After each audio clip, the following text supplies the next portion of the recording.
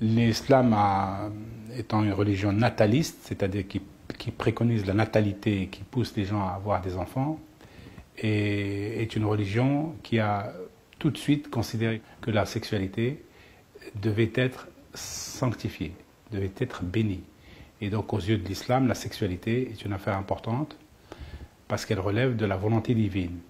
Et tout ce que fait l'homme avec une femme, tout ce que fait l'homme et la femme ensemble dans le couple, est considéré comme une action de bénédiction et que ça leur fait même gagner des points pour aller au paradis.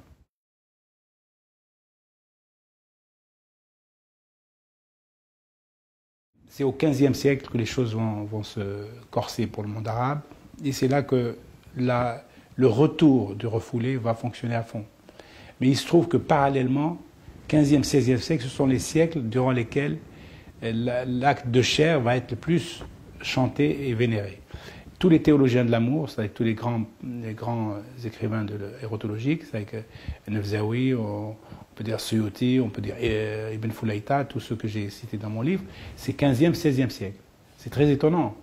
C'est parce que peut-être la chape de plomb des religieux et des théologiens fondamentalistes ayant régressé, eux-mêmes ont pu exister.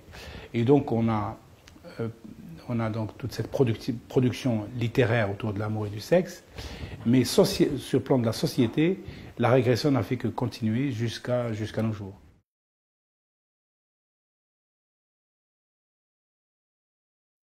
L'islam est une religion, encore une fois, nataliste, qui dit, qui fait cas de la coexistence des deux sexes, qui considère que la chair est bénie, qui considère que le mariage est autorisé, même encouragé, et que le célibat n'est pas bien vu, et même on pousse les célibataires à contracter une union.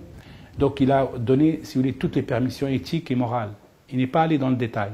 Ce n'est pas le but d'un Coran d'aller dans le détail. C'est l'interprétation qui nous permet de déduire que l'islam est une religion pro-sexe, pro-amour, pro-tendresse, pro-générosité, pro-don de soi. Donc pour le reste, faites ce que vous voulez. Il n'y a pas de contrainte, il n'y a pas de culpabilité, vous voyez, en islam. L'islam n'a pas culpabilisé la chair, comme d'autres religions.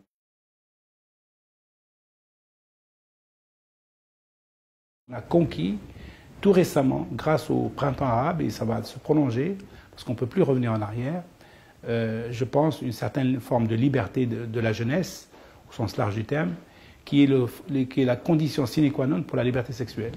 Si vous n'avez pas une liberté de parole, liberté de mouvement, liberté de conscience, liberté de réunion, etc., vous ne pouvez pas avoir une liberté sexuelle.